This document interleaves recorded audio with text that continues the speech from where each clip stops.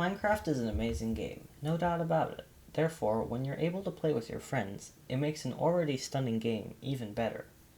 But while some people pay for a server to host their own Minecraft world, others may not easily part with their hard-earned cash. In this video, I will show you how to create your own Minecraft server without having to pay anything and without having lag. Websites like Aternos are great, but there are some drawbacks. Here are the top drawbacks. Number 1. Server timing. So when you create a server on Aternos, you have to wait a really long time before it starts up. And once that happens, you have only 5 minutes to join the server until it stops itself. Furthermore, once the last person leaves, you only get 2 minutes to rejoin before the server stops. AFKing on Aternos is also against their policy, so auto-clickers may get you banned. You can only stay still for 5 minutes before you are auto-kicked by Aternos. It is well known that Aternos is really laggy, especially if you try any redstone. Ticks per second can get down to 0. Even when installing loaders like paper or fabric to reduce lag, it's barely noticeable. It's really hard to play on Aternos in general, even with all the other problems. Number 3. Restriction on mods. Aternos unfortunately doesn't allow you to upload your own mods to the server, only ones it has in its library. While you can get data packs from sites like Vanilla Tweaks and upload it to Aternos, mods are a no-no. Number 4. Only one server. Aternos only allows you to make one server at a time, and it's highly speculated that they sell your account info to advertisers. So these were the drawbacks to using Aternos. But how do we create our own server, and what are the benefits? Let's find out. Number 1. Fully customizable settings. Unlike in Aternos, you can choose what mods and server software you use with ease. Also, you can change settings with ease just by loading the file into Notepad or Notepad++. Number 2. No server timing unless you want it. Like I said with server options, you can fully customize what options you turn on your server. That means if you want AFK kick people, you can. If you want to allow cracked clients, you can. If you want to keep the server on indefinitely, you can. Number 3. No lag. When you host locally, there's no lag for you, and if you and the people connected to your server have a good internet connection, you'll never need Aternos ever again. Also, redstone will almost never lag your server. You can also redirect sources to your server, increasing RAM as much as you want. I host using 6 GB of RAM, and there's absolutely no lag. Number 4. Infinite space for your world. You can make the world as big as you want, as long as there's space on your hard drive. Again, there's no lag or rendering issues for hosting locally. Number 5. Infinite servers. You can make an infinite number of servers on your computer, as long as they're in different directories. More about that later. So now that we know the benefits of hosting locally, how do we do it? We're going to assume that you already have Java and Minecraft installed. So if you don't, hurry up, Slowpoke. Let's start. Start by going to the official Minecraft server download page, link in the description. Download the server version for your version of Minecraft you wish to play. So for example, I have server 1.16.5 here. I click this link and allow me to download. Now I've already gone ahead and I've created a test server. So what you want to do, and you want to, excuse me for a second, I forgot to clear this. Essentially what you want to do is you want to save it into a new folder. This folder will basically hold your server, it will contain your server. Now that you've downloaded the jar, all you have to do is open up the jar. So double click on it, and you'll generate a couple files. Most important is the EULA, End User License Agreement. Double click that and change false to true. Go ahead and press Ctrl S to save and close out of it. Once that's done, again double click the server jar and it'll generate more files. Now a GUI will open, but it will close real shortly. But now your server is on, and let me go ahead and I forgot to turn off my other server. So if you have multiple servers running, it won't work. You can only have one. However, if you port it to a different port, which we'll talk about a little bit, that can change. Now the first time you run it, you'll see this window pop up. Just click both boxes, allow access, and you'll see your Minecraft server has started up. Now we can't use it yet, but we'll go ahead and continue its setup.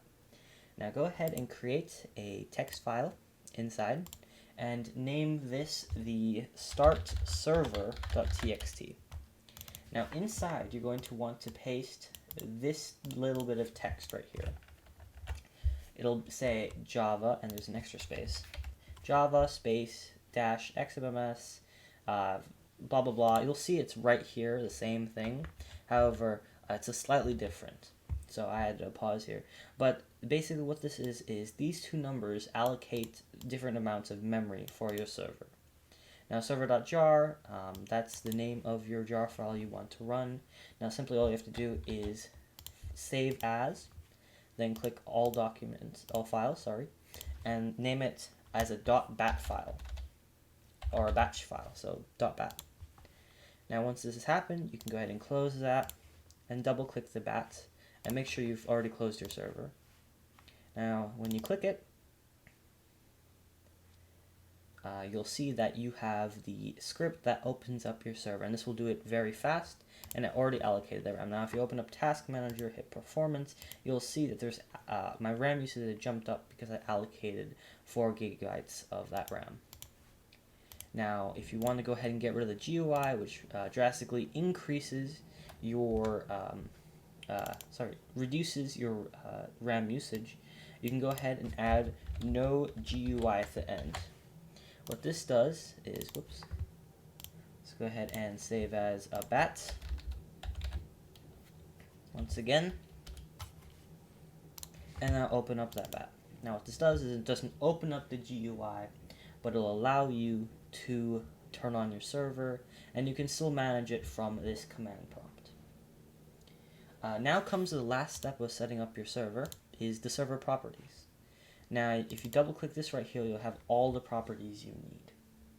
So, most important are the force game mode. So you'll see game mode is survival set. Now, you'll see command blocks. If you want to enable those, you can set them to true. Name of the world, the message that's displayed. The port, leave it as is. Maximum players, online mode, true or false. So if it's false, cracked clients are allowed. If it's true, only official accounts can be allowed onto the server. Server port, stay as 2556, that's default for Minecraft. You can add a whole bunch of stuff, whitelist, true or false, and enforce whitelist, true or false as well, down here. It's up to you what you decide to do. A max world size, that's also good.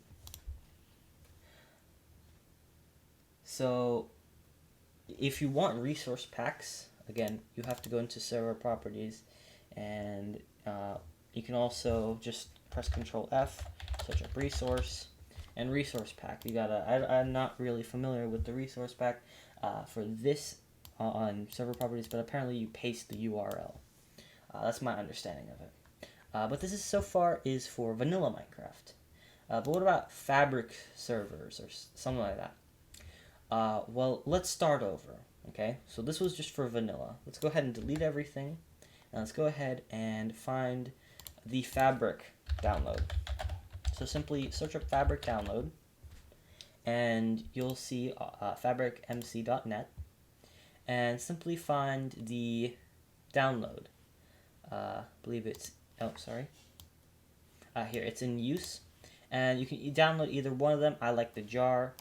But once you've downloaded that, double click on it, and usually when you use Fabric for Minecraft, you'll find that it's on the client side. However, for this one, we need it on the server side. So we click Server, and depending on your version, we're in 1.16.5 right now. Loader version, just leave it as is, but change the install location to the location of your server. There you go. I hit install, and it'll download the required files and stuff for Fabric, and then it'll ask you, hey, do you need the server jar? Okay, hit download. It'll download the server jar, and once that's completed, you can also go ahead and generate the launch scripts. These are also important. So if you hit generate again, yep, override, that confirms it basically. Now if you go back to your test server, you'll see that you have the start bat and start sh. So you can actually edit these You can see it looks very similar to what we had before, but we haven't allocated anything. Now again, as before, double click the server jar. It'll download the files and the EULA. Change this to true. Save it, and go ahead and click the server jar once more.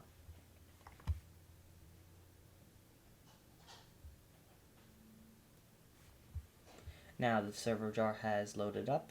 Now you do have one more thing to do, and that is to click the fabric server.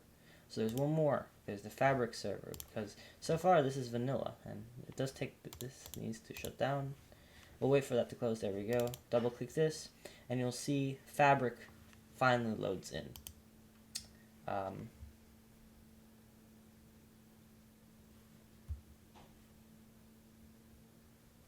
Now, once again, we are going to have to create a new file, but instead of creating a new text file in BAT, we're just going to simply use the one we already have. So right-click on it, and if you have a Notepad++, that's great. Otherwise, Notepad works as well. Edit with Notepad++, get rid of this, paste this command inside. Now, if I want to allocate 6 gigs of RAM, I'll go ahead and change that. This is what I normally use on our Playing Minecraft with Friends server. Now, as you can see, the jar has to be changed to fabrics-server-launch.jar because we are using a fabric server. Again, go ahead and save it. You can close out of that. Now, once you do open it up, start.bat, you'll find in, if I can find it, in Task Manager that your memory has been allocated at 6 gigabytes. Again, no GUI, I did that. Last but not least is the port forwarding. So most routers will be at 192.168.1.1. So type that into your browser. Simply go into your browser, type in 192.168.1.1. Click that. Now, the username and password will be on the back of your router. Now, you don't have to worry about this IP going public. This is your internal IP. So only people connected to your server, to your router, can access it. By default, I think most of it will be admin password. However, mine's changed. Now, depending on your router, you have to find the port forwarding. So for me, I have to go to advanced setup, port forwarding. Now you're going to have to create a new service, and once you've created a new service, it looks something like, if you edit it, it looks something like this. Now it should be set to default external, starting and ending 25565, internal port same, and make sure you select your computer, which the server is on, the IP address. That sets the port forward from your computer to your router. Once that's done, hit apply, and you're good to go. Now simply all you have to do is open up Minecraft, which, give me a second to do that. And all you have to do is find your server. So in the meantime, go ahead and go to find your IP. Best place to find it is whatsmyip.com. Find your IP, copy that down. Now, if it starts with 192 again, that's not the one you need. It's the one, usually it's like 67 or something like that. But go ahead and add a server. Name this whatever you want, but type in your address. Okay, I already have mine. I'll go ahead and click that. And once that's done, you'll see the server loads up. Now, this is the same IP that we'll use for any server on your computer.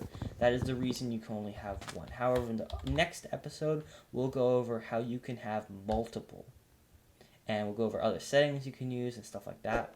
But thank you for watching. I hope you enjoyed. Please, if you haven't subscribed, please go ahead and subscribe. We're a couple subscribers away from our goal. I hope this helped you out, and I'll see you guys next time. Bye-bye.